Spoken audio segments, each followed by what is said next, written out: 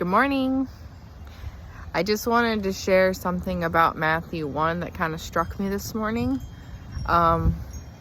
Usually when I read over any sort of list of names of begot, I kind of just glaze over it. One, because it seems like it's just there to prove a genealogy and like a lineage, which is true.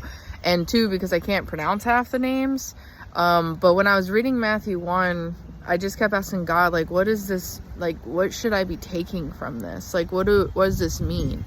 And then it sort of hit me that each one of those people had a life. Like, those names, they had lives, they had families, they had aspirations, dreams, struggles, everything that we do in our life, they had them, and they were just a name on a page. And then I start to remember all the things I learned last year when I was reading through the whole Bible in the Old Testament, that I actually could visualize some of the things that are written in the Bible about Ruth and Boaz and Isaac and Jacob, and all these names that I did recognize and I've remembered, and all the kings, and some of them are good, some of them are bad, and just thinking about how all of that happened, and yet they're just a name on the page. And I don't mean just a name, but it reminded me of the Crowder song called Dash, where it says, there's a day you're born and a day you go, and in between is just a dash.